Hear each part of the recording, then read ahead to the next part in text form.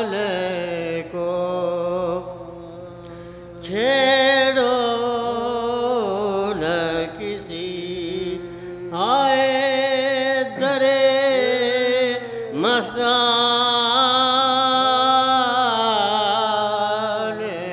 کو لاؤ لامقابل کسی بیگانے کو منکر ہو فضائل کے تو کعبے سے پھرو منکر ہو فضائل کے تو کعبے سے پھرو سجدہ نہ کرو ان کے زچا لے گا چھیڑو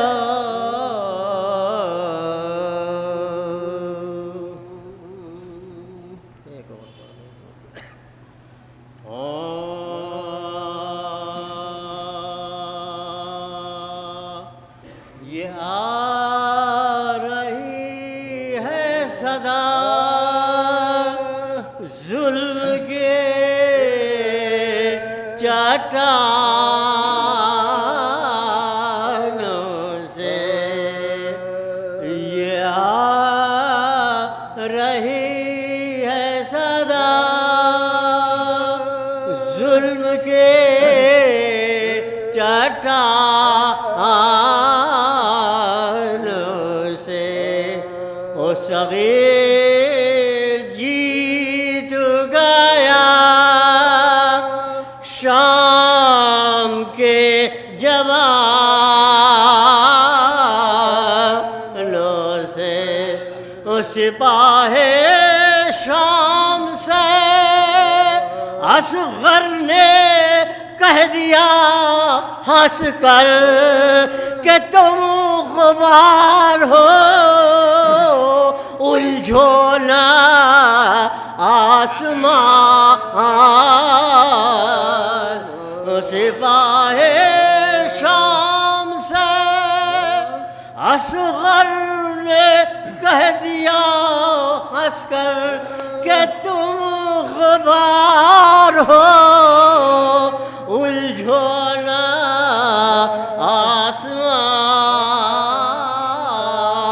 آسمانوں سے یہ آ رہی ہے صدا بسم اللہ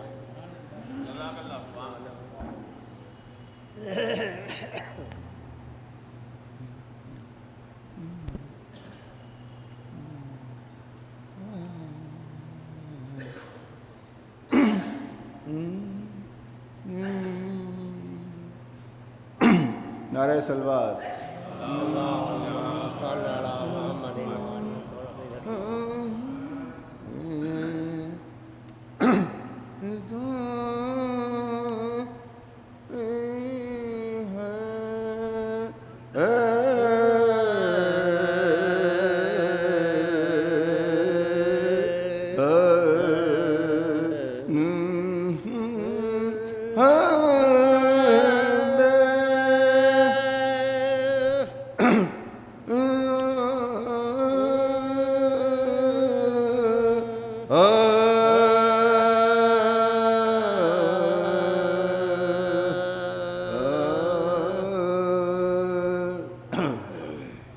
حضرات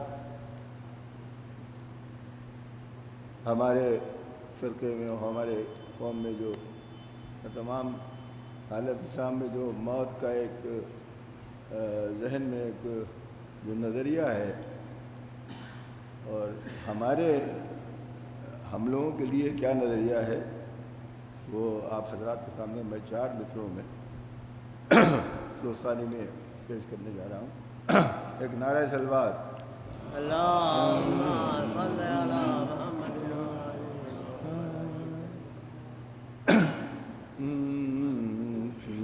تو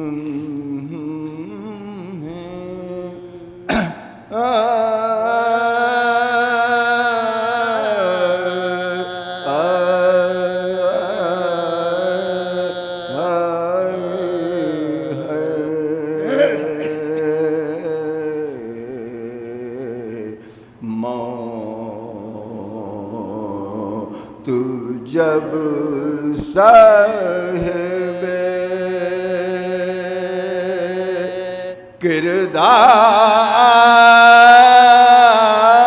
کردار سے ٹکراتی ہے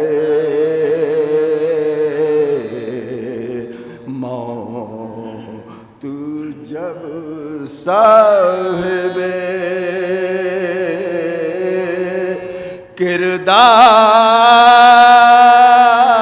کردار سے ٹکراتی ہے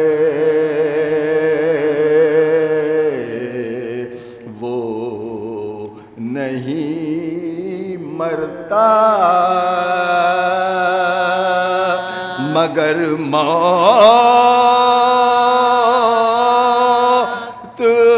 ہار جاتی ہے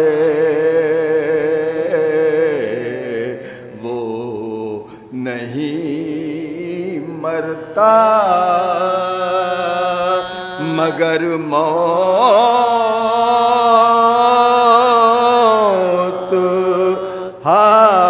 ہار جاتی ہے اور یہ تو ذریعہ ہے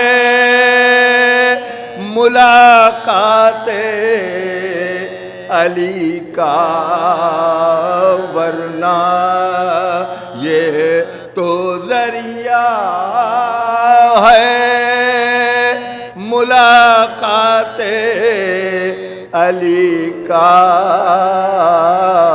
ورنہ موت حیدر کے غلاموں کو کہاں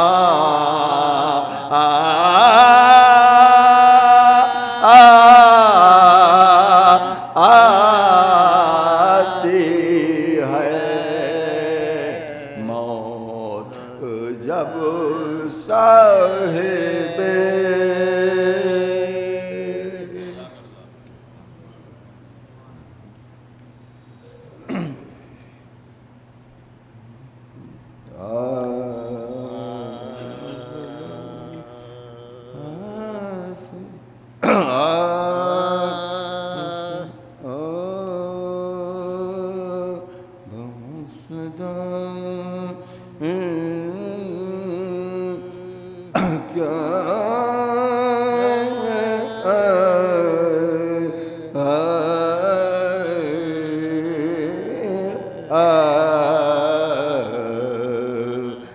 بمقصدہ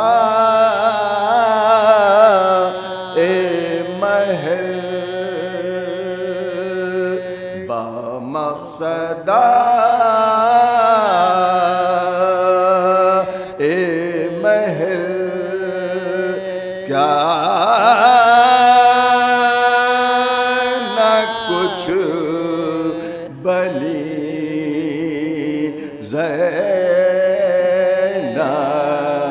زینب بمقصدہ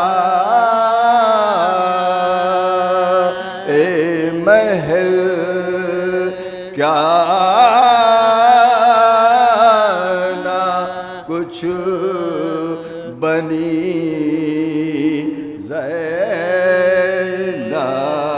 زینب کبھی تھی فاطمہ زہرا کبھی نبی زینب کبھی تھی خلق حسن اور کبھی تھی صبر حسین، کبھی تھی خلق حسن، اور کبھی تھی صبر حسین، اور کبھی جلال کے عالم میں تھی علی زینب، کبھی جلال کے عالم میں تھی علی زینب، بمقصد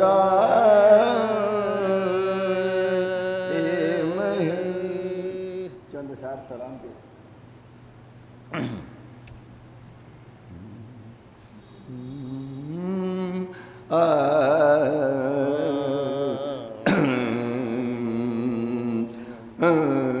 ایک نعرہ سلوات،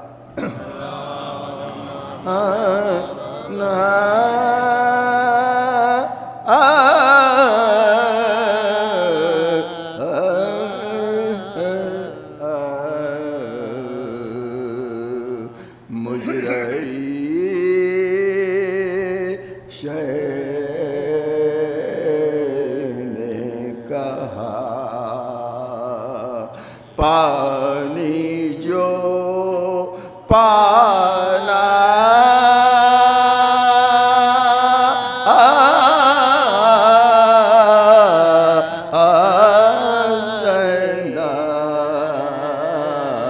زینب، مجھ رہی شہ نے کہا پانی جو پانا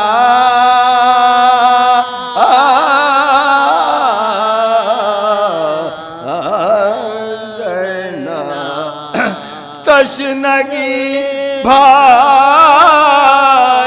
کی تم بھول نہ جانا،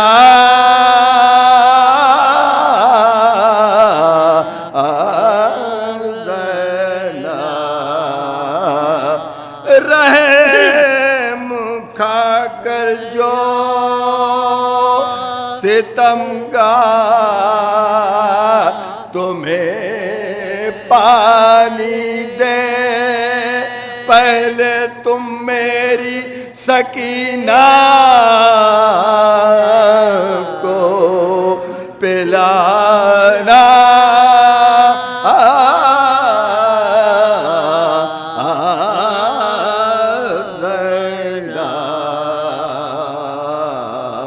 مجھ رہی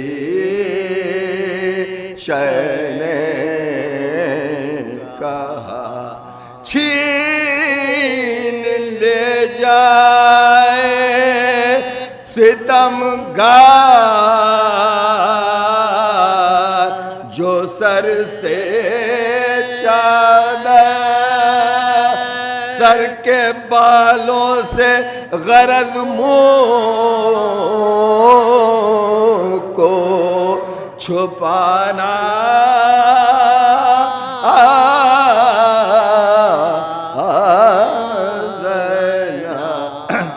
اپنے بابا کی طرح دیجیو امت کو دعا، اپنے بابا کی طرح دیجیو امت کو دعا، لاکھ صدمے ہوں مگر لب نہ ہلانا،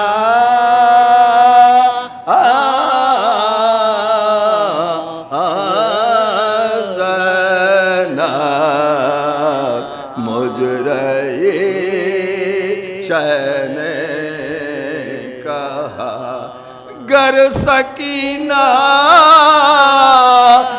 مجھے پوچھے تو تسلی دینا، اس کے آگے کبھی آنسو نہ بہانا۔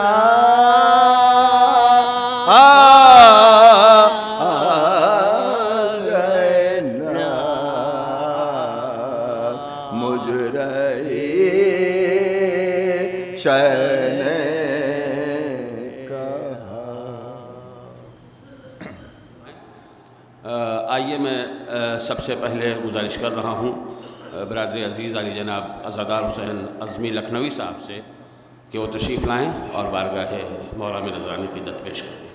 صرف 2 قطعے، وقت بہت زیادہ ہو گیا۔ سن رہے تھے ہے حساب قبر کی منزل کٹھن، او کھل اٹھے ہم جب نگاہوں میں یہ منظر آ گئے، اور لوگ کہتے تھے لحد میں آئیں گے منکر نکیر، اب جو دیکھا سیدہ کے گھر کے نوکر آ گئے، اب جو دیکھا سیدہ کے گھر کے نوکر آ گئے۔ ایک قطعہ آخری بھی ملاحظہ کر لے۔ ظلم کی دنیا میں بھر دی تیرگی عباس نے، ظلم کی دنیا میں بھر دی تیرگی عباس نے، یاد رہ جائے سزا بھی ایسی دی عباس نے، اور شام میں زینب کو کیا دیکھے گا کوئی بیردہ، چھین لی آنکھوں سے سب کی روشنی عباس نے، چھین لی آنکھوں سے سب کی روشنی۔ جناب عزادار حسین عزمی لکھنوی صاحب کے بعد میں گزارش کر رہا ہوں جناب زاہد لکھنوی صاحب سے کہ وہ تشریف لائیں اور بارگاہ مولا امین نذرانی کی عقیدت پیش کریں۔ زمیں پر رہ کے بھی ہیں بو تراب کے دشمن، زمیں پر رہ کے بھی ہیں بو تراب کے دشمن، نہ جانے کیوں ہے مسلمان کو آسماں سے جلن، نہ جانے کیوں ہے مسلمان کو آسماں سے جلن، جواب مصحف خالق ہے عصمتی کردار، رسول پاک کی سیرت ہے فاطمہ کا چلن، رسول پاک کی سیرت ہے فاطمہ کا چلن، لقب ہے ام ابیہا اسی لیے ان کا کہ ان کا بھائی ہے کوئی نہ ان کی کوئی بہن، لقب ہے ام ابیہا اسی لیے ان کا کہ ان کا بھائی ہے کوئی نہ ان کی کوئی بہن، یہ ہیں اکیلی محمد کی دختر احسن، یہ ہیں اکیلی محمد کی دختر احسن، انہی کا نام ہے کوثر یہی ہے حق کا چمن، انہی کا نام ہے کوثر یہی ہے حق کا چمن، یہی ہیں ام ابیہا لقب رسول کی جاں، یہی ہیں بزت منی بقول شاہ زمن، یہی ہیں بزت منی بقول شاہ، 2 شعر کی زحمت، یہی ہیں بزت منی بقول شاہ زمن، نبی کو اپنی جگہ سے اٹھا کے رہتا ہے، نبی کو اپنی جگہ سے اٹھا کے رہتا ہے، نہ جانے کتنا معظم ہے فاطمہ کا چلن، نہ جانے کتنا معظم ہے فاطمہ کا چلن، نجیب ایسی کے ایک صلوات پڑھیں آپ حضرت۔ امین ایسی کے سیرت نبی نبی کا چلن، امین ایسی کے سیرت نبی نبی کا چلن، نجیب ایسی کے پیدا ہوئے حسین و حسن، نجیب ایسی کے پیدا ہوئے حسین و حسن، اسی پر جاچے گئے ہیں اصول قرآن کے، اسی سے لیتا ہے مفہوم کبریا کا سخن، کہاں سے لاؤں میں ظاہر ثنا کے لال و گہر، کہ نظر کیسے ہو مفلس کا شاہکار سخن۔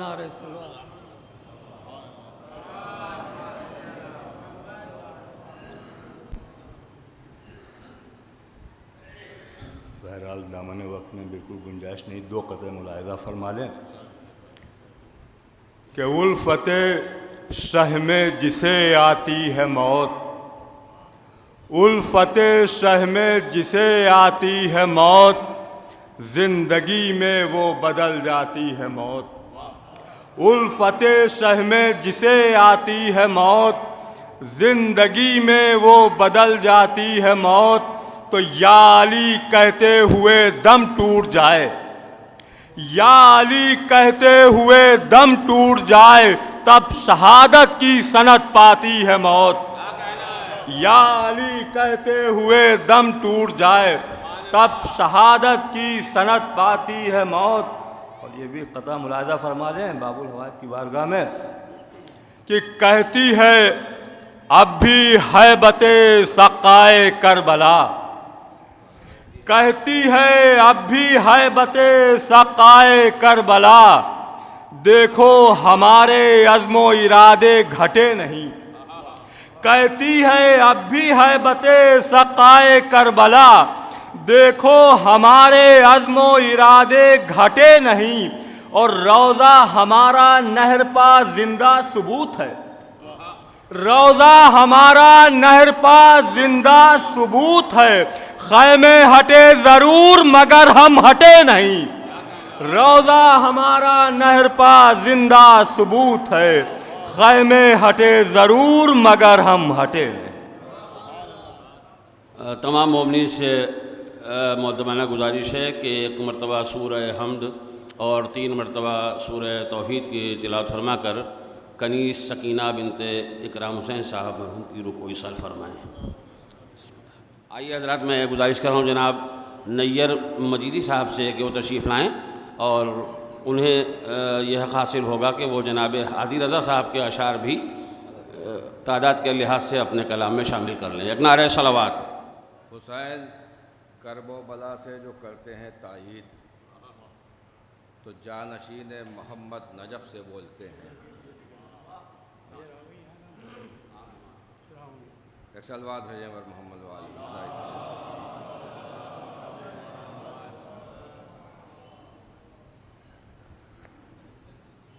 اور قریب کریے۔ اللہم صلی علی محمد کہ حسین کرب و بلا سے جو کرتے ہیں تائید، تو جانشین محمد نجف سے بولتے ہیں، اور علی کے حق میں جو لب کھولتا ہے دنیا میں، علی لحد میں اسی کی طرف سے بولتے ہیں۔ علی کے حق میں جو لب کھولتا ہے دنیا کا، علی کے حق میں جو لب کھولتا ہے دنیا میں، علی لحد میں اسی کی طرف سے بولتے ہیں، علی لحد میں اسی کی طرف سے بولتے ہیں۔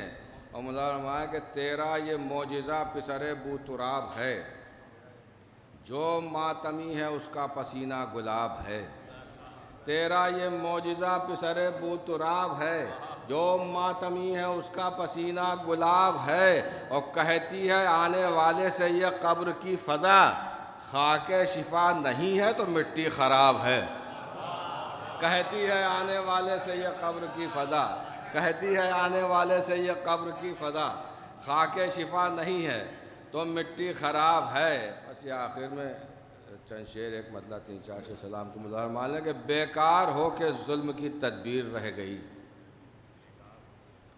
اب اس میں ردیف ملاحظہ فرمائیے گا شعروں مظاہر کہ بیکار ہو کے ظلم کی تدبیر رہ گئی اور باقی صدائے ماتم شبیر رہ گئی.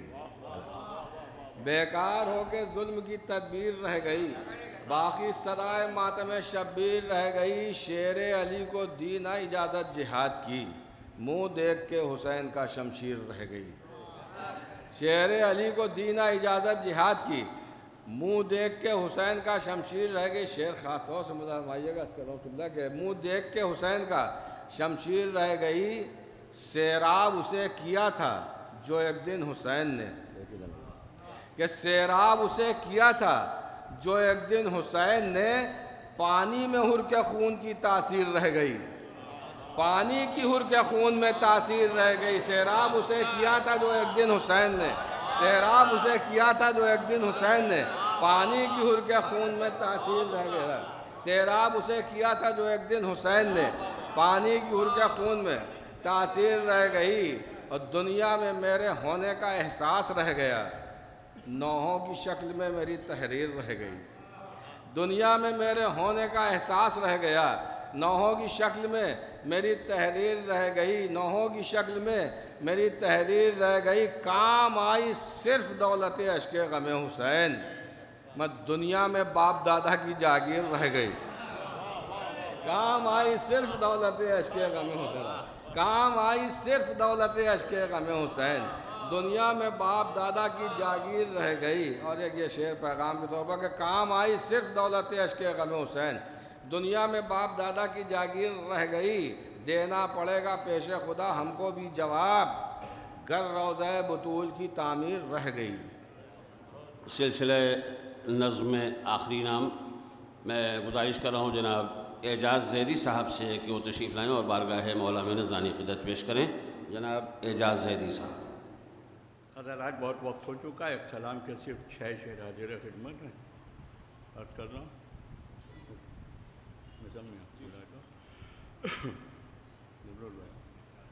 کہ حسین تذکرے سے آپ کے سجائے ہوئے حسین تذکرے سے آپ کے سجائے ہوئے ہم اس زمین کو ہیں آسماں بنائے ہوئے ہم اس زمین کو ہیں آسماں بنائے ہوئے.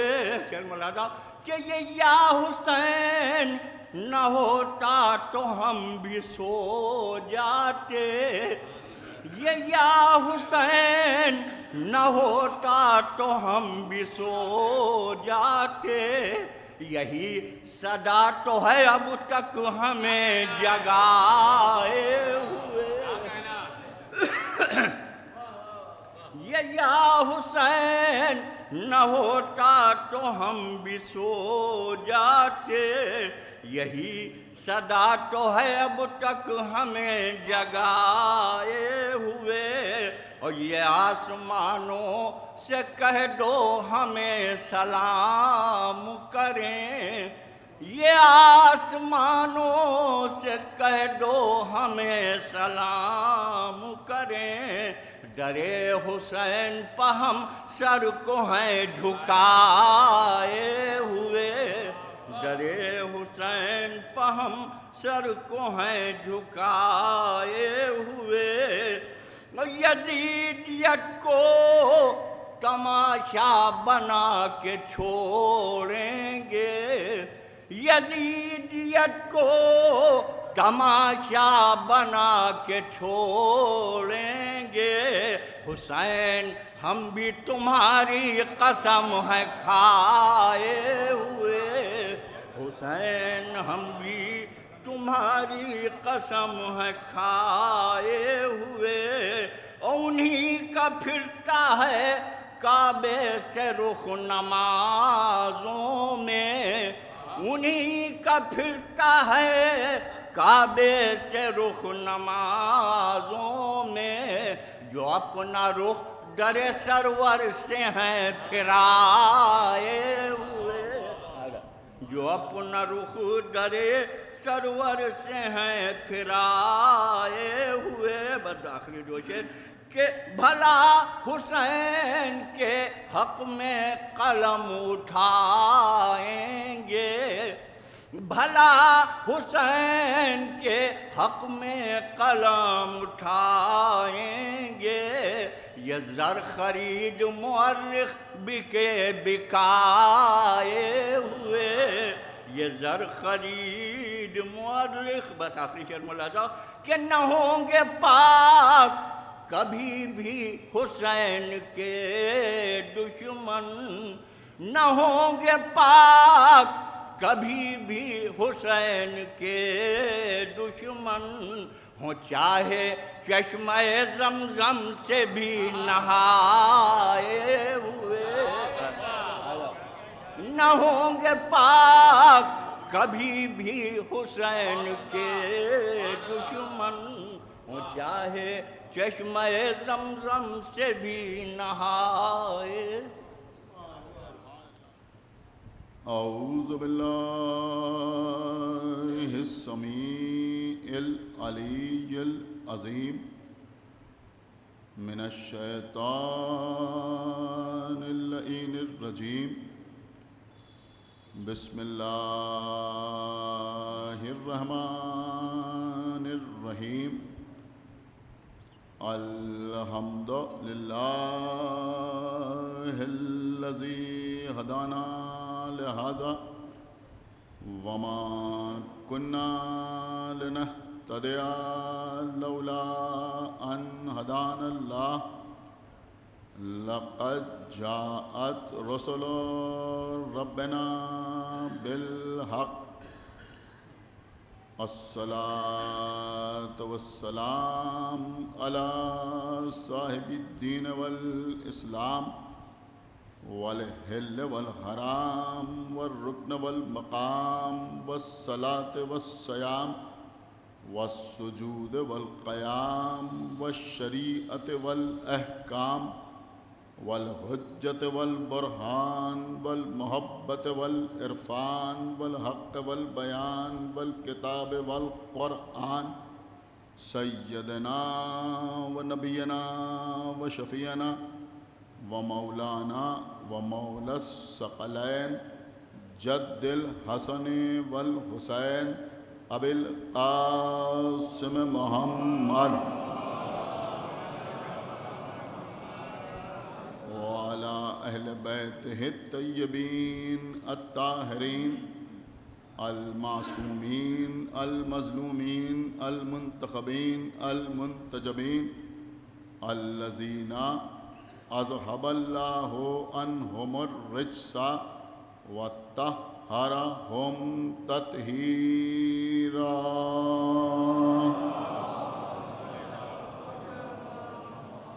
ولعنة الله على أعدائهم وقتلتهم وغاصبي حقوقهم ومنكري فضائلهم ومصائبهم أجمعين من الآن إلى يوم الدين. أما بعد فقد قال الله سبحانه تبارك وتعالى في كتابه المجيد وفرقانه الحميد وقوله الحق. بسم الله الرحمن الرحيم. ألم يجدك يتيما فآوى. صلوات على محمد.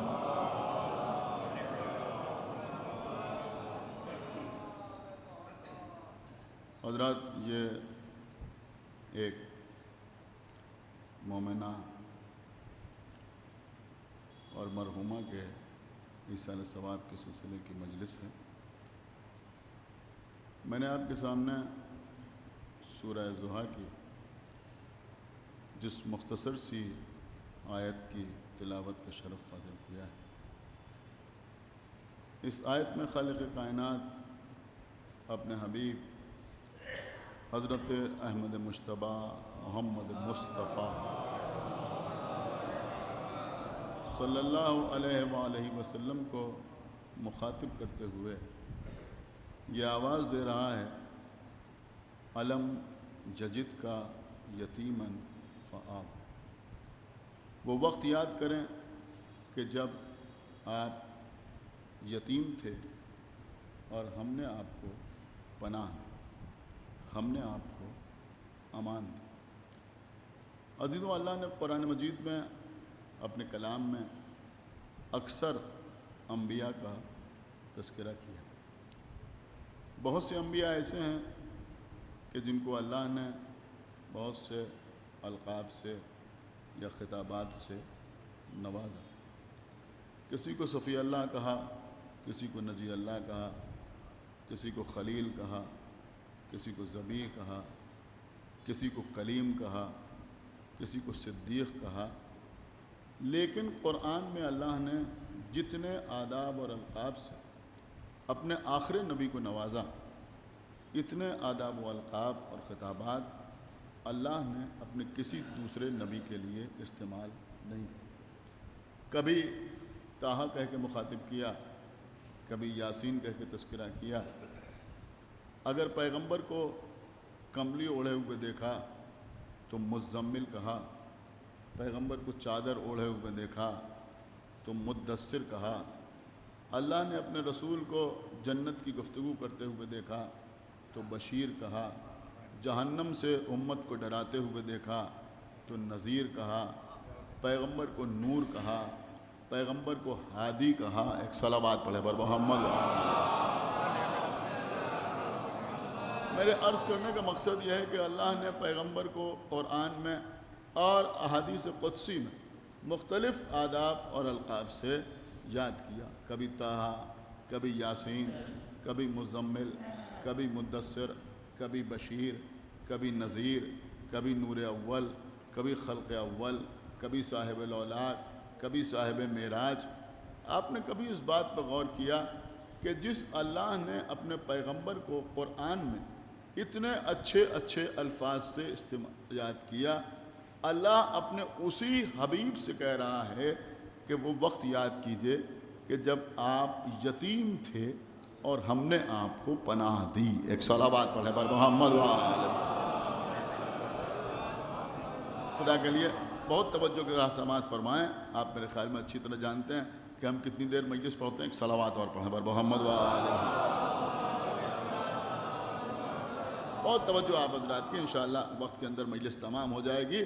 تو جو اللہ اتنے اچھے اچھے خطابات پیغمبر کو دے رہا ہے، وہی اپنے رسول سے کہہ رہا ہے کہ وہ وقت یاد کیجئے کہ جب آپ یتیم تھے اور ہم نے آپ کو پناہ دی۔ دیکھیے، اگر کوئی شخصیت آپ کے شہر میں آئے اور شروع میں اس کے حالات اچھے نہ ہوں، اس کے رہنے کا ٹھکانہ نہ ہو، اس کے کھانے پینے کا بندوبست نہ ہو، اور آپ اس کی کچھ مدد کریں، اس کی کچھ کمک کریں، اور دھیرے دھیرے اپنی محنت کی بدولت وہ کسی مقام پہ پہنچ جائے، کسی منزل پہ پہنچ جائے، کسی عہدے سے وابستہ ہو جائے، اور کہیں پر وہ تشریف فرما ہو اور بہت سے لوگ بیٹھے ہوئے ہوں اور سب اس کی تعریف کر رہے ہوں، اور وہاں پر آپ اس سے یہ کہیں کہ آپ کو وہ وقت یاد ہے کہ جب آپ بھوکے تھے، ہم آپ کو کھانا کھلاتے تھے، آپ کے پاس رہنے کے لیے مکان نہیں تھا، ہم نے آپ کو اپنا کمرہ دیا تھا، وہ وقت یاد ہے کہ جب آپ بے سہارا تھے، ہم نے آپ کو سہارا دیا تھا۔ تو کوئی نہ کوئی بزرگ کھڑے ہو کر یہ ضرور کہے گا کہ بھائی یہ بات جو آپ کہہ رہے ہیں یہ سچ ہے، لیکن آپ کو اس وقت یہ بات کہنا نہیں چاہیے،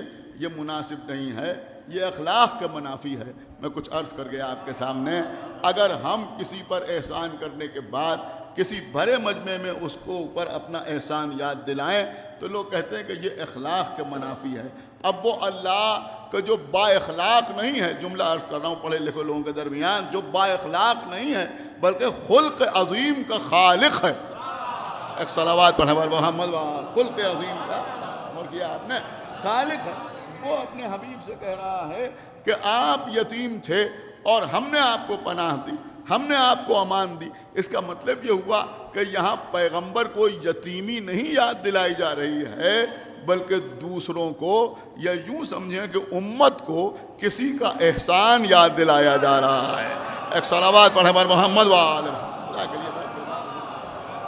کسی کا احسان یاد دلایا جا رہا ہے. لیکن نہایت پڑھا لکھا مجمع میرے سامنے بیٹھا ہوا ہے, لیکن میرے سامنے اس وقت مجلس پڑھنا تھوڑا سا دشوار بھی ہے کہ دونوں طرف یا یوں سمجھیں کہ چاروں طرف میرے اساتذہ بھی تشریف فرمائیں, قبلہ و کعبہ بھی تشریف فرمائیں, ہمارے چھوٹے بھائی کی حیثیت رکھتے ہیں مولانا سبتے صاحب قبلہ, حالانکہ علم میں ہم سے بڑے ہیں, وہ بھی تشریف فرمائیں. لیکن بہرحال انشاءاللہ آپ محسوس کریں گے تو میں چند باتیں آپ کی خدمت میں عرض کروں گا. عزیزوں, اگر پیغمبر یتیم ہونے کے بعد, سنیے مجلس کا آغاز ہو رہا ہے, اگر پیغمبر یتیم ہونے کے بعد خانہ کعبہ میں جا کے رہنے لگتے تو بات سمجھ میں آتی کہ یتیم تھے, اللہ نے پناہ دی. اگر پیغمبر یتیم ہونے کے بعد کیا سن رہے ہیں مسجد الحرام میں جا کے رہنے لگتے تو سمجھ میں آتا کہ یتیم تھے, اللہ نے پناہ دی. اگر بیت المقدس میں جا کے قیام فرماتے تو سمجھ میں آتا کہ یتیم تھے, اللہ نے پناہ دی. اگر عیسیٰ کی طرح چرخ چہارم پر اٹھا لیے جاتے تو سمجھ میں آتا کہ یتیم تھے, اللہ نے پناہ دی. لیکن جب پیغمبر یتیم ہوئے تو نہ کعبے میں جا کے رہے, نہ مسجد الحرام میں جا کے بیٹھے, نہ پیغمبر بیت المقدس میں جا کے قیام کرتے ہوئے نظر آئے, نہ پیغمبر کو چرخ چہارم پر اٹھایا گیا, بلکہ پیغمبر کو امان ملی خانہ ابو طالب میں, پیغمبر کو پناہ ملی ابو طالب کے مکان میں. اب سمجھ میں آیا کہ ابو طالب اس عظیم المرتبت بندے کو کہتے ہیں کہ جس کے مکان کو اللہ اپنے مکان سمجھتا ہے, جس کی امان کو اللہ اپنی امان سمجھتا ہے. صلوات پڑھیں بر محمد وآل محمد. ایک صلوات اور پڑھیں بر محمد وآل محمد.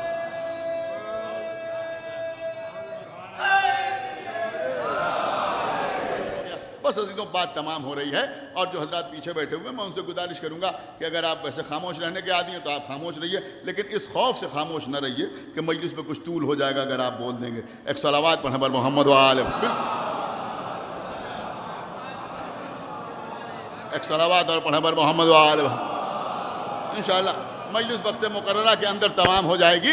بس عزیز یہاں علماء بیٹھے ہوئے ہیں, میں ایک چیز جو آپ کے سامنے عرض کر رہا ہوں, میں سمجھتا ہوں کہ شعراء اس کو سمجھیں کہ یہی گریز ہے مدح کی طرف. پوری توجہ آپ حضرات کی چاہتا ہوں. اللہ کیا کہہ رہا, علم یجد کا یتیمن فآوا. وہ وقت یاد کیجئے کہ جب آپ یتیم تھے اور ہم نے آپ کو پناہ دی, ہم نے آپ کو امان دی.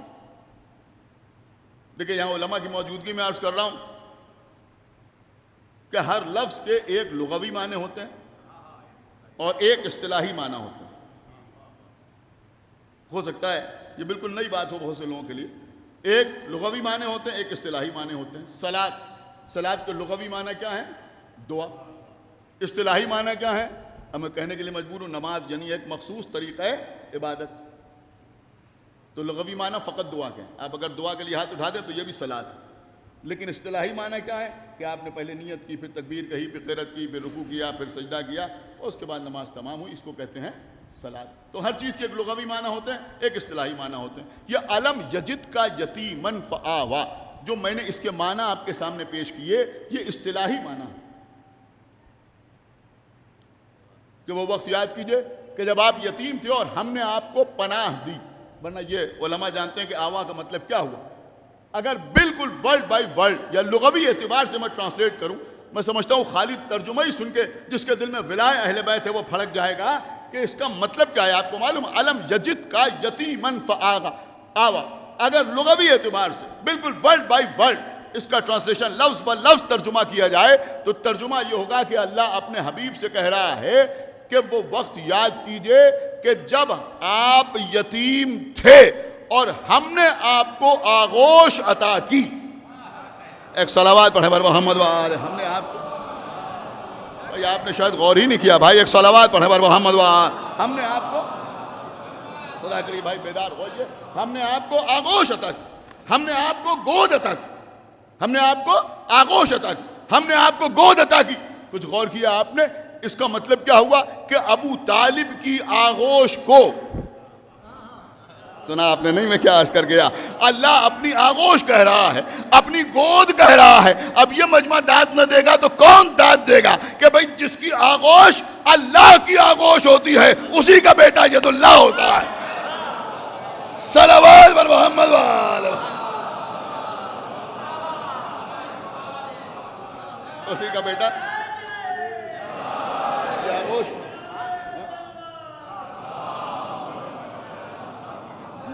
اسی کا بیٹا ید اللہ ہوتا ہے, اسی کا بیٹا جنب اللہ ہوتا ہے, اسی کا بیٹا عین اللہ ہوتا ہے. اسی کا بیٹا عین اللہ ہوتا ہے۔ دیکھیں یہاں پر ایک چیز اور میں آپ کے سامنے عرض کر دوں کہ اکثر زور خطابت میں لوگ پڑھ دیتے ہیں، میں کہا علی کی آنکھیں عین اللہ، علی کا چہرہ وجہ اللہ، علی کے ہاتھ ید اللہ، علی کا نفس نفس اللہ، علی کا پہلو جنب اللہ۔ میں نے کسی حدیث پیغمبر میں یہ نہیں دیکھا کہ نبی نے فرمایا ہو کہ یا علی آپ کی آنکھیں عین اللہ ہیں، آپ کی زبان لسان اللہ ہے، آپ کے ہاتھ ید اللہ ہیں۔ یہ مسئلہ سمجھ میں آ جائے تو بہت سے مسائل اپنے آپ حل ہو جائیں۔ آپ کا پہلو جنب اللہ ہے، یہ نبی نے نہیں فرمایا۔ اگر آپ اس کو سمجھنا چاہتے ہیں میں تھوڑی سی وضاحت آپ کے سامنے عرض کروں۔ سورہ دہر پڑھیے، بسم اللہ الرحمن الرحیم۔ هل اتى على الانسان حين من الدهر لم يكن شيئا مذكورا انا خلقنا الانسان من نطفة امشاج نبتليه فجعلناه سميعا بصيرا۔ اللہ کہہ رہا ہے کہ کیا انسان پر ایک وقت ایسا نہیں تھا جب وہ قابل ذکر بھی نہیں تھا؟ ہم نے انسان کو مخلوط نطفے سے پیدا کیا اور ہم نے اسے سمیع و بصیر بنایا۔ اللہ نے ہمیں سمیع کہا یا نہیں کہا؟ بصیر کہا یا نہیں کہا؟ اب آپ اپنے گھر میں جو اللہ کے 99 نام فریم کیے ہوئے لگیں اس میں جا کے دیکھیے گا اللہ کا ایک نام سمیع ہے یا نہیں ہے، اللہ کا ایک نام بصیر ہے یا نہیں ہے۔ کیا سن رہے ہیں آپ؟ ہیں بالکل یہی الفاظ ہیں یا نہیں ہیں کہ بھائی ہم بھی سمیع اور اللہ بھی سمیع، ہم بھی بصیر اور اللہ بھی بصیر، تو پھر فرق کیا ہے؟ تو علماء نے بتایا کہ فرق یہ ہے کہ ہمارا سمیع ہونا اور ہے اور اللہ کا سمیع ہونا اور ہے، ہمارا بصیر ہونا اور ہے اور اللہ کا بصیر ہونا اور ہے۔ آپ کی سماعتوں پر بھرپور بھروسہ کرتے ہوئے عرض کر رہا ہوں، ہمارا سمیع ہونا اور ہے، اللہ کا سمیع ہونا اور ہے، ہمارا بصیر ہونا اور ہے، اللہ کا بصیر ہونا اور ہے۔ کیوں؟ کا فرق یہ ہے کہ ہم سمیع ہیں، سمیع کا مطلب سننے والے ہیں، تو ہم کانوں کے ذریعے سمیع ہیں۔ سن رہے ہیں آپ یا نہیں سن رہے ہیں؟ ہم کانوں کے ذریعے سمیع ہیں، بصیر ہیں آنکھوں کے ذریعے۔ ہماری سماعت الگ ہے، بصارت الگ ہے۔ اگر ہماری آنکھوں میں کوئی پرابلم آ جائے تو ہم سمیع رہیں گے، بصیر نہیں رہیں گے۔ کان خراب ہو جائیں تو ہم بصیر رہیں گے، سمیع نہیں رہیں گے۔ اس کا مطلب یہ ہوا کہ ہماری سماعت الگ ہے، ہماری بصارت الگ ہے، ہمارا متکلم ہونا الگ ہے۔ کیا سن رہے ہیں؟ ہمارا قادر ہونا الگ ہے۔ بہت توجہ آپ حضرات کی چاہتا ہوں۔ ہمارے یہاں یہ صفات الگ الگ ہیں، لیکن اللہ کی شان یہ ہے کہ اس کی سماعت ہی اس کی بصارت ہے، اس کی بصارت ہی اس کا تکلم ہے، اس کا تکلم ہی اس کی قدرت ہے، اس کی قدرت ہی اس کا علم ہے، اس کا علم ہی اس کی حکمت ہے۔ اس کا مطلب یہ ہوا کہ وہاں صفات الگ الگ نہیں ہیں۔ بہت توجہ، اس کی سماعت میں اس کی بصارت ہے، اس کی بصارت میں اس کی قدرت ہے، اس کی قدرت میں اس کا تکلم ہے، اس کے تکلم میں اس کا صابر ہونا ہے، اس کے صابر ہونے میں اس کا مومن ہونا ہے۔ یہ سارے القاب ایک ہی جگہ پر منطبق ہوتے ہیں۔ بڑی قیمتی بات میں آپ کے سامنے عرض کر رہا ہوں۔ اسی لیے نبی نے یہ نہیں کہا کہ یا علی آپ کے ہاتھ ید اللہ ہیں، یا علی آپ کی آنکھ عین اللہ ہے، آپ کا چہرہ وجہ اللہ ہے۔ پڑھے لکھے لوگ خاموش نہ رہیں گے۔ نبی نے فرمایا یا علی انت عین اللہ، انت وجہ اللہ، انت لسان اللہ، انت ید اللہ۔ یا علی آپ عین اللہ ہے، آپ وجہ اللہ ہے، آپ لسان اللہ ہے۔ یعنی علی کی زبان لسان اللہ نہیں ہے، علی کا پورا وجود لسان اللہ۔ صلوات پڑھیں پر محمد والے۔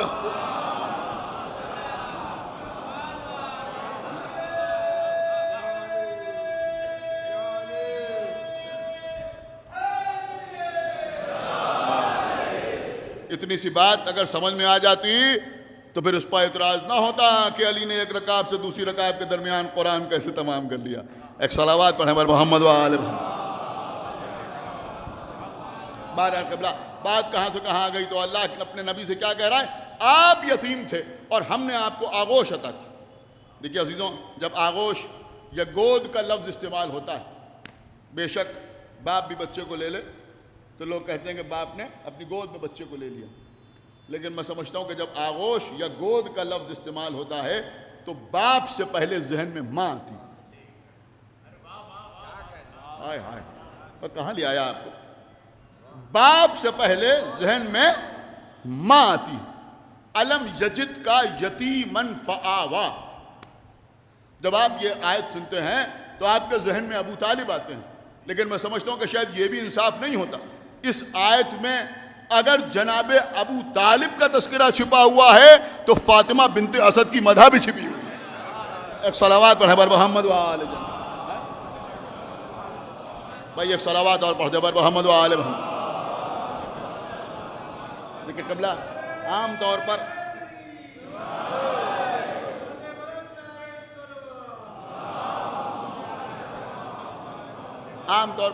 اگر کسی خاتون کے ایصال ثواب کی مجلس ہوتی ہے تو اس میں شہزادی حضرت فاطمہ زہرا صلوات اللہ السلام علیہا کا تذکرہ ہو،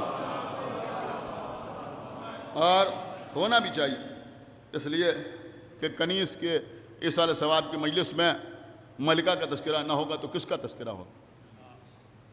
لیکن میں کبھی کبھی یہ بھی کوشش کرتا ہوں کہ اس خاندان کی جو دیگر خواتین ہیں جن کے اوپر ہماری جان قربان، اگر ان مجالس میں ان کا بھی تذکرہ ہو جائے تو میں سمجھتا ہوں کہ شاید شہزادی کی خوشنودی کا بھی سبب بنے۔ جناب فاطمہ بنت اسد معمولی شخصیت کا نام نہیں، فاطمہ بنت اسد معمولی شخصیت کا نام نہیں۔ یہاں شعراء بیٹھے ہوئے ہیں، مجھے یاد آ رہا ہے جناب نہال لکھنوی صاحب، خداوند عالم کروٹ کروٹ انہیں جنت نصیب کرے، بڑا خوبصورت 4 مصرے انہوں نے جناب فاطمہ بنت اسد کے لیے کہے، قبلہ سنیے گا۔ اسد کے معنی ہوتے ہیں شیر کے، اسد کے معنی شیر کے۔ وہ فرماتے ہیں کہ بنت اسد کا مثل کہاں ہے، بنت اسد کا مثل کہاں ہے، ان کی بہو خاتون جناح ہے۔ سن رہے ہیں آپ؟ بنت اسد کا مثل کہاں ہے، ان کی بہو خاتون جناح ہے، اور زوجہ ام مرسل اعظم شیر کی بیٹی شیر کی ماں ہے۔ صلوات بر محمد و آل محمد۔ شیر کی بیٹی شیر کی ماں جناب فاطمہ بنت اسد۔ اور عزیزو سنیے، بالکل نیا پہلو ہو سکتا ہے آپ کی خدمت میں عرض ہو رہا، جو بزرگ یہاں بیٹھے ہوئے مجھ سے بہتر طریقے سے جانتے ہوں گے۔ آپ کو معلوم ہے یہ جناب فاطمہ بنت اسد کون تھی؟ اس سے پہلے سمجھیے کہ یہ اسد کون تھے۔ جناب اسد جناب ہاشم کے بیٹے تھے، جناب ہاشم کے بیٹے تھے، جناب اسد ہاشم کے بیٹے، یعنی جناب عبد المطلب کے بھائی تھے۔ اور شاید بہت سے لوگوں کو سن کے حیرت ہو کہ چھوٹے بھائی نہیں تھے بلکہ بڑے بھائی تھے، جناب اسد بڑے بھائی تھے۔ دیکھیں یہاں پر ایک فیصلہ کن بات میں آپ کی خدمت میں عرض کر رہا ہوں۔ جب جناب ہاشم اس دنیا سے گزر گئے، جناب ہاشم کی وفات ہو گئی، تو ان کے بعد خانہ کعبہ کی تولیت اور بنی ہاشم کی سرداری عارضی طور پر جناب مطلب نے سنبھالی، جو جناب ہاشم کے چھوٹے بھائی تھے۔ عارضی طور پر میں عرض کر رہا ہوں، عارضی طور پہ سنبھالی۔ اس کے بعد پوری داستان ہے جس کو میں اسی امامباڑے کے ممبر سے آپ کے سامنے بیان کر چکا ہوں کہ پھر جناب ہاشم اس فکر میں رہے، جناب مطلب اس فکر میں رہے کہ جناب ہاشم کا ایک چشم و چراغ مدینے میں ہے۔ اور پھر جب کسی شخص کے ذریعے سے معلوم ہوا اور اس نے کہا کہ ہم نے مدینے میں ایک بچہ دیکھا جو کچھ بچوں کے ساتھ تیر اندازی کر رہا تھا، بچوں کے تیر خطا ہو رہے تھے لیکن اس کا تیر خطا نہیں ہو رہا تھا، اور جب تیر نشانے پر لگتا تھا تو مقام فخر میں کہتا تھا کہ میں ہاشم کا بیٹا ہوں۔ جب معلوم ہوا تو جناب مطلب وہاں گئے۔ اب وہ پورا واقعہ ہے، آپ جانتے ہیں مجھ سے بہتر۔ اس بچے کو لے کے آئے، اس بچے کا نام تھا شیبۃ الحمد، شیبۃ الحمد۔ لیکن چونکہ ہاشم کا خاندان، یا یوں کہا جائے کہ جناب ہاشم اور ان کے افراد خاندان خاندانی طور پر شیعہ تھے، کیا سن رہے ہیں آپ؟ میں کیا عرض کر رہا ہوں؟ لہذا جناب مطلب نے یہاں پر تقیہ کا مظاہرہ کیا، اس لیے کہ خطرہ اس بات کا تھا کہ اس بچے کو وارث سمجھ کر کوئی اس بچے کو نقصان نہ پہنچا دے۔ لہذا جب مکے میں داخل ہوئے اور لوگوں نے پوچھا کہ یہ کون ہے، تو کہا یہ میرا عبد ہے، تو لوگوں نے اس بچے کو عبد المطلب کہنا شروع کر دیا، اور جناب عبد المطلب نے فخر کے ساتھ اس لقب کو اختیار کیا کہ ہاں میں عبد المطلب ہوں۔ دیکھیں ایک بات اور سمجھ میں آئی کہ انہوں نے اپنے کو عبد المطلب کہلایا، تھے بھتیجے، کیا سن رہے ہیں؟ تھے بھتیجے لیکن اپنے کو عبد المطلب کہلایا۔ یہ انکسار تھا ان کا۔ اب یہاں پر میں ایک سوال آپ سے کرنا چاہتا ہوں، آپ مجھے بتائیں کہ یہ جناب مطلب ڈھونڈتے ہوئے ہاشم کے بیٹے کو مدینے گئے، وہاں سے ان کو لے کے آئے۔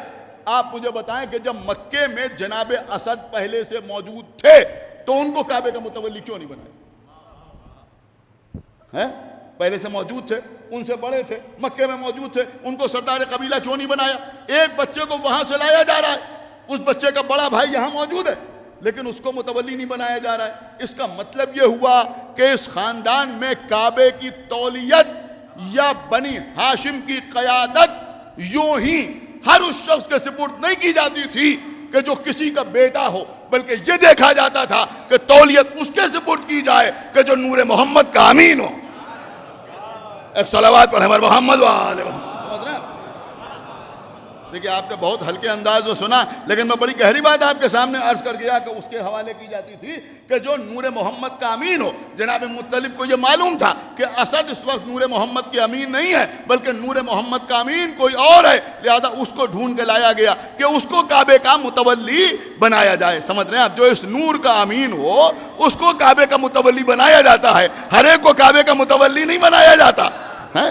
جو نور کا امین ہو، چاہے وہ عبداللہ ہو یا ابو طالب ہو، ایک صلوات پڑھے محمد وآلہ، جو اس نور کا امین ہو اس کو متولی بنایا جاتا ہے۔ اب آپ مجھے یہ بھی بتائیں کہ آج کل لوگ ذرا سی باتوں میں جنگ کر لیتے ہیں، لڑنے لگتے ہیں۔ جناب اسد بڑے بھائی تھے، کسی تاریخ میں کوئی مجھے دکھا دے کہ جناب اسد نے کوئی احتجاج کیا ہو یا کہیں پر کعبے کی تولیت کا دعویٰ پیش کیا ہو کہ میں بھی ہاشم کا بیٹا ہوں، مجھے کعبے کا متولی بنایا جائے، مجھے سردار قبیلہ بنایا جائے۔ نہیں، اسد بھی جانتے ہیں کہ میں نہیں، بلکہ وہ بنے گا کہ جو نور محمد کا امین ہو۔ آپ مجھے بتائیے یہ ایثار ہے یا نہیں ہے؟ یہ قربانی ہے یا نہیں ہے؟ اب آپ محسوس کریں یا نہ محسوس کریں، اگر آپ نے محسوس کر لیا تو یہ بھی مرحومہ کے لیے بہترین ایثار ثواب ہوگا کہ چونکہ اسد نے یہ قربانی پیش کی کہ چونکہ نور محمد کا امین مدینے میں ہے، وہ آئے گا تو وہ سردار بنے گا، وہ آئے گا تو وہ کعبے کا متولی بنے گا، میں کعبے کی تولیت کا دعویٰ نہیں پیش کروں گا۔ اللہ نے اس قربانی کو دیکھا، اس ایثار کو دیکھا، آواز دی اسد اگر تم نے یہ قربانی پیش کی ہے تو ہم تمہاری قربانی کو، تمہارے ایثار کو بھی رائے گاہ نہیں جانے دیں گے۔ اب جو سلسلہ امامت آگے بڑھائے گا تو اگر عبد المطلب کا پوتا ہوگا تو تمہارا نواسا ہوگا۔ صلوات پر محمد وآلہ بھائی، ایک صلوات اور پڑھتے پر محمد وآلہ۔ اگر ان کا پوتا ہوگا تو تمہارا نواسا ہوگا، یعنی مولا متقیان جو ان کے نواسے جناب فاطمہ بنت اسد، ہماری جان قربان بی بی کے اوپر۔ بس دو باتیں سنیے، مجلس تمام کر دوں۔ دیکھیں عزیزوں، جنگ حنین میں پیغمبر اسلام کے دو جملے ہیں جن کو اکثر لوگوں نے لکھا ہے کہ مجھے نہیں معلوم، لیکن اکثر علماء نے تحریر کیا ہے کہ یہ دونوں جملے جو ہیں یہ موضوع ہیں۔ حالانکہ پیغمبر نے زندگی میں کوئی شعر نہیں کہا، بڑی احتیاط سے گفتگو کرنا پڑتی ہے۔ اللہ نے صاحب کہا کہ ہم نے پیغمبر کو، ایک صلوات پڑھیں محمد وآلہ،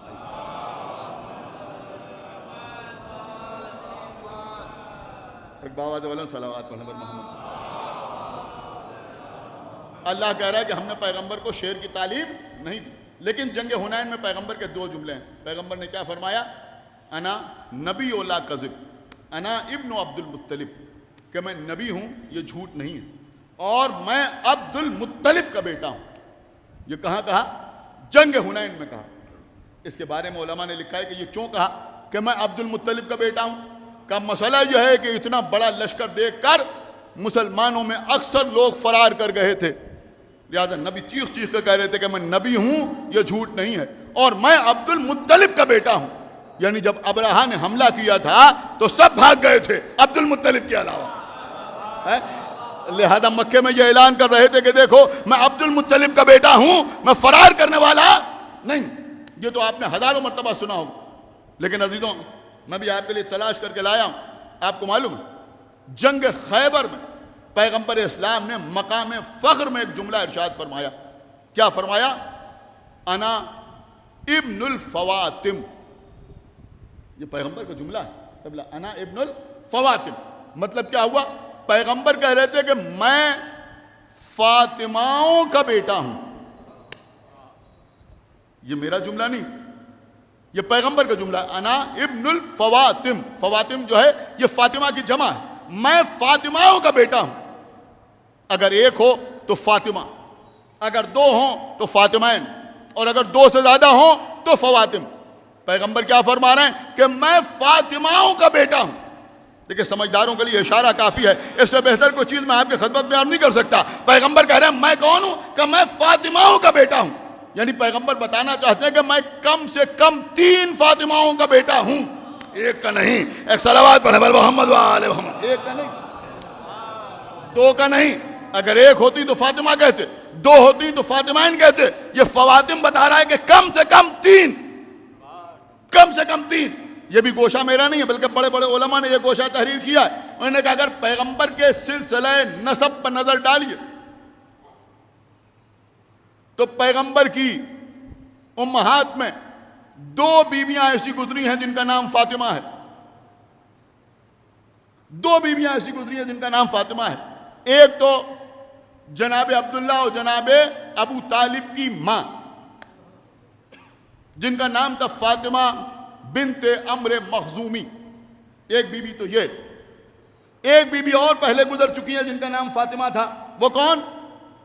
کہ وہ جناب قصہ ابن کلاب کی ماں. سن رہے ہیں آپ؟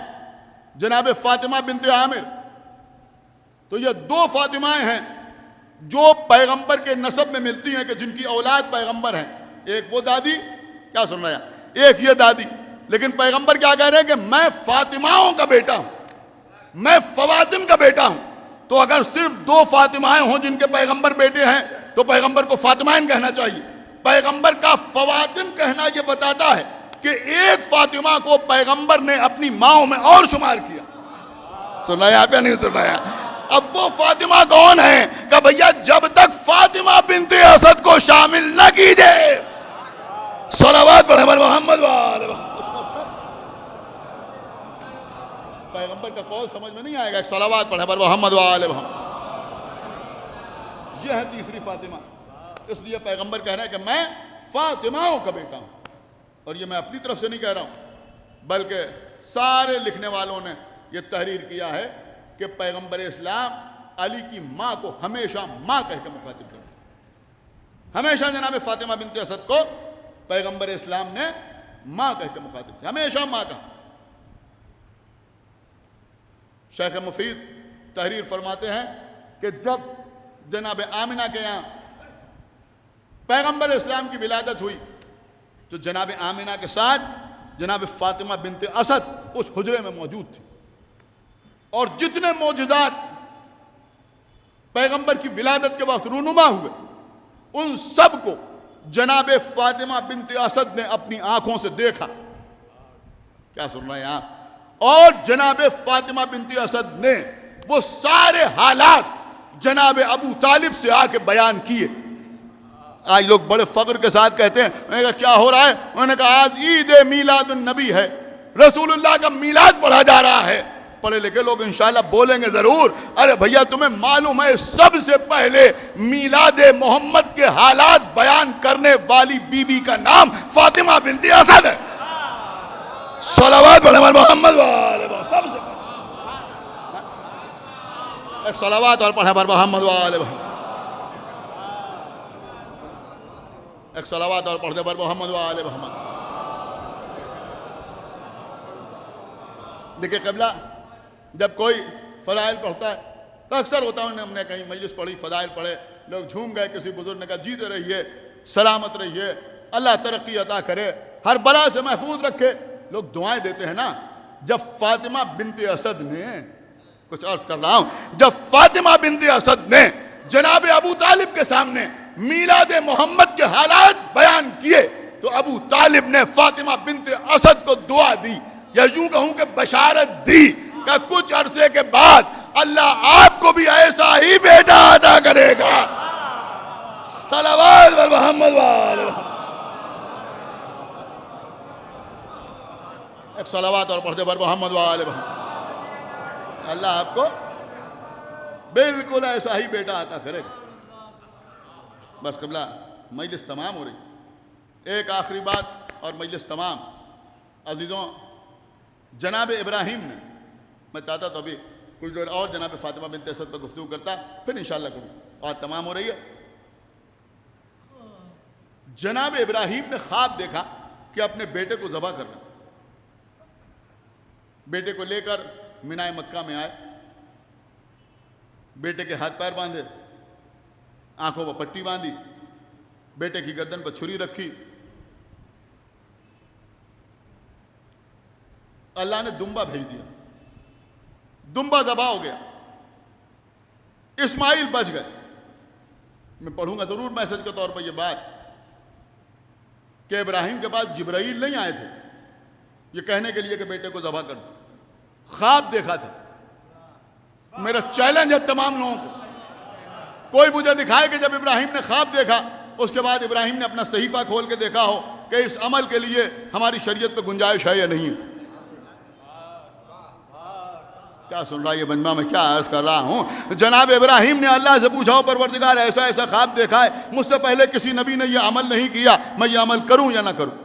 اس کا مطلب یہ ہوا کہ ابراہیم نے بتایا کہ دیکھو دیکھا خواب ہے لیکن محبت کے میدان میں خون کا امتحان بھی دیا جاتا ہے۔ سنا آپ نے یا نہیں سنا؟ محبت کے امتحان میں، محبت کے میدان میں خون کا امتحان بھی دیا جاتا ہے۔ ابراہیم خون کا امتحان دینے کے لیے آئے، اللہ نے دمبا بھیج دیا، دمبا ذبح ہو گیا، اسماعیل بچ گئے۔ اس مجلس کا سب سے قیمتی جملہ آپ کے حوالے کر رہا ہوں۔ دنیا کو حیرت ہوتی ہے، آپ زنجیر لگاتے ہیں مر کیوں نہیں جاتے، کما لگاتے ہیں مر کیوں نہیں جاتے؟ علی ابراہیم کے وقت اللہ نے بتا دیا اگر محبت کے میدان میں کوئی خون کا امتحان دے گا تو جان بچانا ہماری ذمہ داری۔ صلوات پر ہمارے محمد وآل محمد، جان بچانا ہماری ذمہ داری۔ اتنا بڑا امتحان دیا، لیکن جب آ رہے تھے تو ہاجرہ نے پوچھا تھا کہاں جا رہے ہیں؟ کہا ہم اپنے دوست کے یہاں جا رہے ہیں۔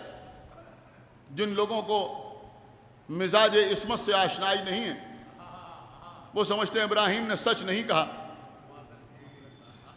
جبکہ ہم سمجھتے ہیں بالکل سچ کہا، اس لیے کہ خلیل اللہ تھے۔ یہی تو کہا نا کہ میں اپنے دوست کے پاس جا رہا ہوں۔ کہ پھر یہ چھری کیوں لے جا رہے ہیں؟ کہ ہو سکتا ہے قربانی کی ضرورت پڑے۔ کہ رسی کیوں لے جا رہے ہیں؟ کہ رسی کنویں سے پانی نکالنے کے کام آتی۔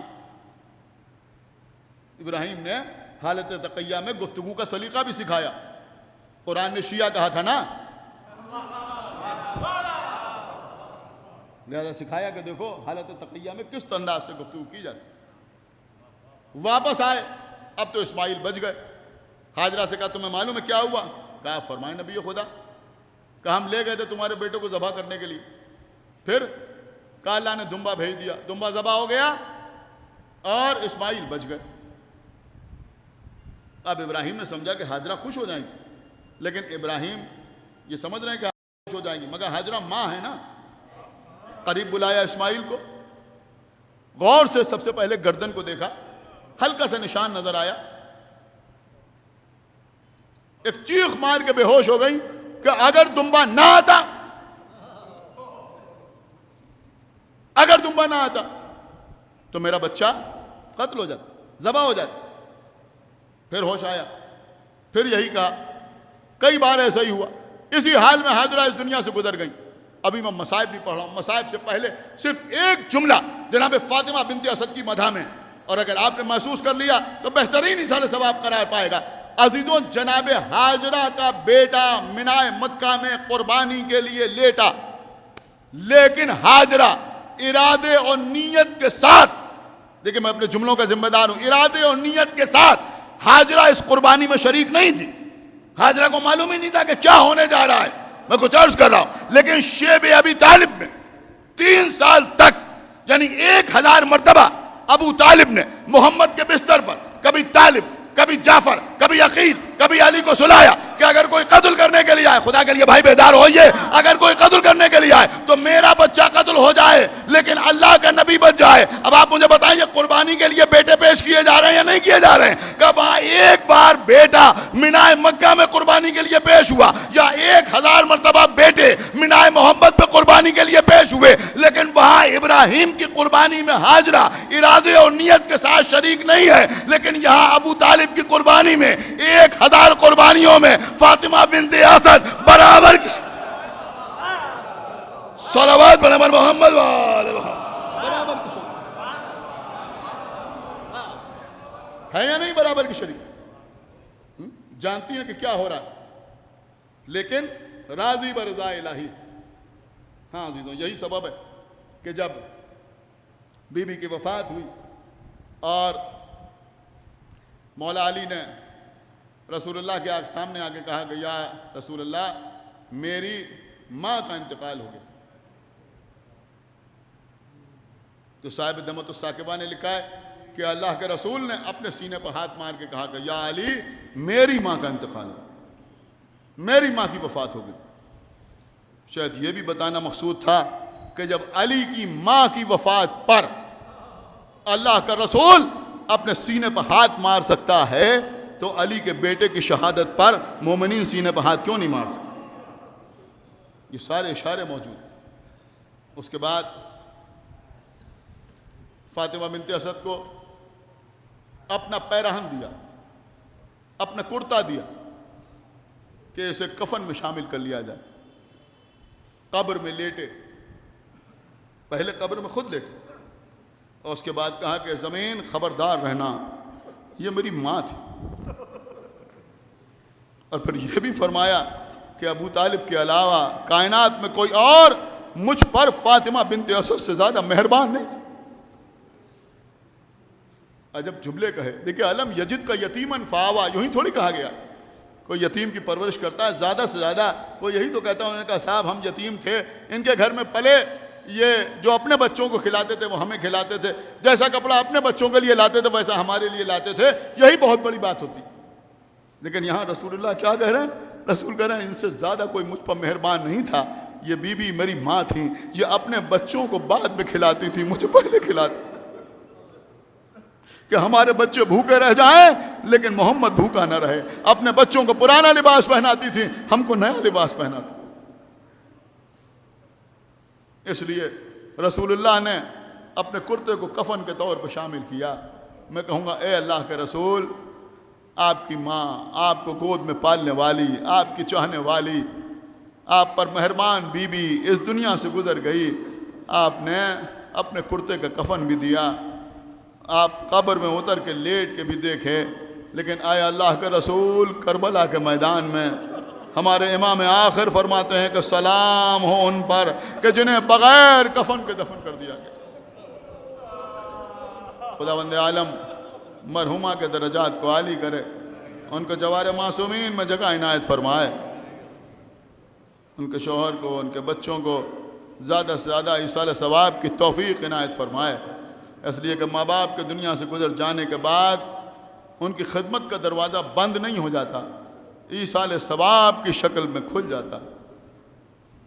کسی بھی طرح سے ایصال ثواب کیا جائے، مالی اعتبار سے یا تلاوت کے ذریعے سے یا مجلس اعضاء کے ذریعے سے، بہرحال مسلسل یہ سلسلہ جاری و ساری رہنا چاہیے۔ لیکن عزیزوں، ہمارے یہاں کسی کا انتقال ہو جائے تو کچھ چیزیں ہیں کہ جو ہمارے لیے تسکین کا سبب بنتی، جیسا کہ ابھی ہمارے استاد جناب طیب قادمی صاحب ہم تو کہہ رہے تھے کہ جس جگہ پر ان کی قبر بنی یہیں پر بیٹھ کر عشرہ اولیٰ میں مجلس سنا کرتی تھی۔ ہاں عزیزوں، یہ ساری باتیں تسلی کا سبب بنتی۔ بہتر سے بہتر طریقے سے غسل دے دیا گیا، اچھے طریقے سے کفن دے دیا گیا، جہاں چاہا وہاں لے جا کے دفن کر دیا گیا۔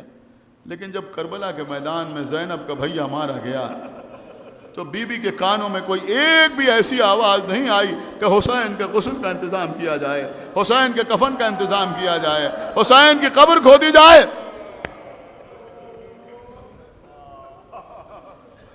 ایسی تو کوئی آواز نہیں آئی، لیکن ہاں ایک آواز آئی۔ سنیں گے آپ کو کیا آواز آئی؟ کیا آواز آئی سنیں گے آپ؟ زینب کے کانوں میں ایک آواز آئی کہ پسر سعد پکار کے کہہ رہا ہے کہ ابھی گھوڑوں سے نہ اترنا، اس لیے کہ حسین کے لاشے کو پامال کیا جائے گا۔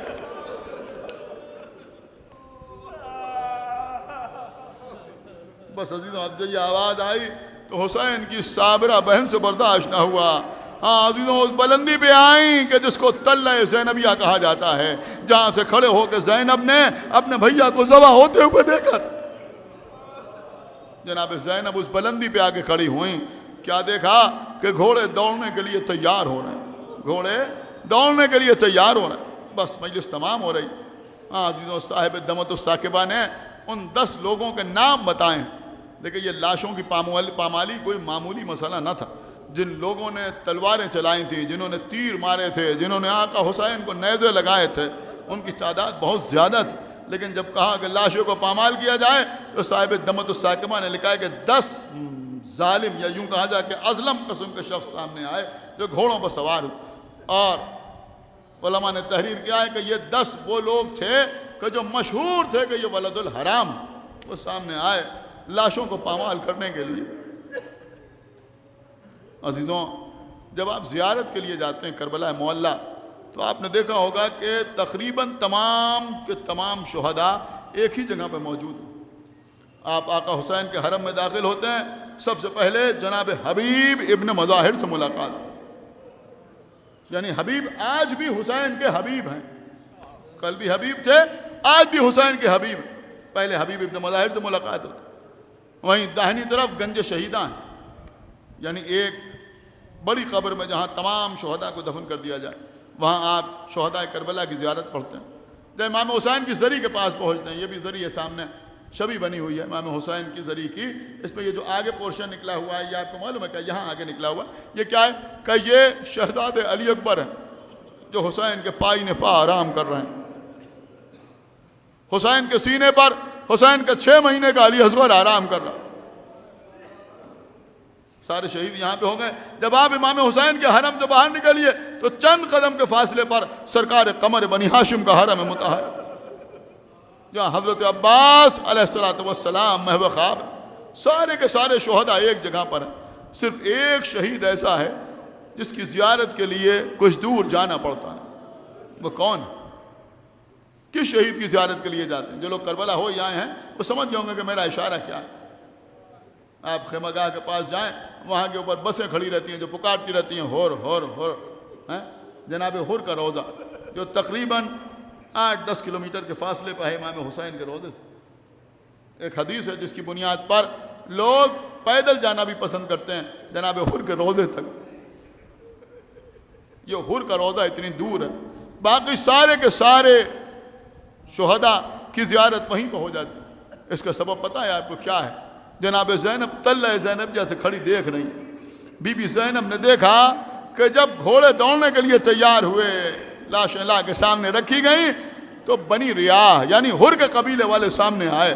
آنے کے بعد کہا پسر سعد، ہم نے مانا کہ حر حسین کی طرف چلا گیا تھا، تیرے کہنے سے ہم نے حر کو تیر مارے، تیرے کہنے سے ہم نے حر کو تلواریں لگائیں، تیرے کہنے سے ہم نے حر کو قتل کر دیا، لیکن اب ہم یہ بھی گوارہ نہ کریں گے کہ ہماری زندگی میں ہمارے سردار کے لاشے کو پامال کیا جائے، لہذا ہمیں اجازت دے کہ ہم لاشے کو اٹھا لے جائیں. جب پسر سعد نے بفرے ہوئے تیور دیکھا کہیں ایسا نہ ہو کہ لشکر میں بغاوت ہو جائے، کہا ٹھیک ہے لاشے کو اٹھا لے جاؤ. ہاں عزیزوں، حر کے قبیلے والوں نے حر کے لاشے کو اٹھایا، لے کے چلے اور اتنی دور چلے گئے کہ جہاں گھوڑوں کی ٹاپوں کی رسائی کا کوئی امکان نہ رہے. اسی لیے امام زین العابدین علیہ السلام نے حر کو وہیں پر دفن کیا. لیکن جب وہ لاشے کو لے کے جا رہے تھے تو یہ کہتے ہوئے جا رہے تھے کہ جس کے قبیلے والے موجود ہوتے ہیں، جس کے خاندان کے لوگ موجود ہوتے ہیں، اس کے لاشے پر گھوڑے نہیں دوڑائے جاتے. ہاں عزیزوں، اب جو حسین کے لاشے پر گھوڑے دوڑنا شروع ہوئے، زینب نے یہ منظر دیکھا.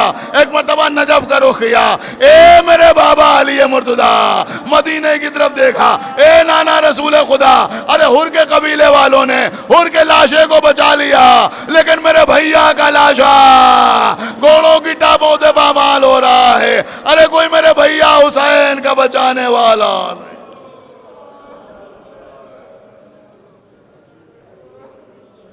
پروردگار جو واسطہ محمد وآل محمد کا اس ذکر کے طفیل میں مرحومہ کے درجات میں مزید اضافہ فرما، ان کے ورثہ کو صبر جمیل عطا فرما. پروردگار جتنے بھی حاضرین مجلس ہیں اور بانیان مجلس ہیں ان کے دلی مقاصد تکمیل فرما. پروردگار جو واسطہ محمد وآل محمد کا ہم کو اعمال صالحہ کی توفیق عنایت فرما. ہمارے عقائد کو صحیح سالم رکھ. ہم جب تک زندہ رہیں آل محمد کی محبت اور ان کے دشمنوں کی عداوت پہ زندہ رہیں، اور دنیا سے جائیں تو یہ دونوں عظیم ترین نعمتیں اپنے ساتھ لے کے جائیں. پروردگار جو واسطہ محمد وآل محمد کا جلد از جلد ہمارے امام زمانہ کا ظہور فرما اور ان کے اصحاب اور انصار میں ہمارا شمار فرما. حضرات ایک مرتبہ سورہ حمد اور 3 مرتبہ سورہ اخلاص کی تلاوت فرما کر کنیز سکینہ مرحومہ بنت اکرام حسین مرحوم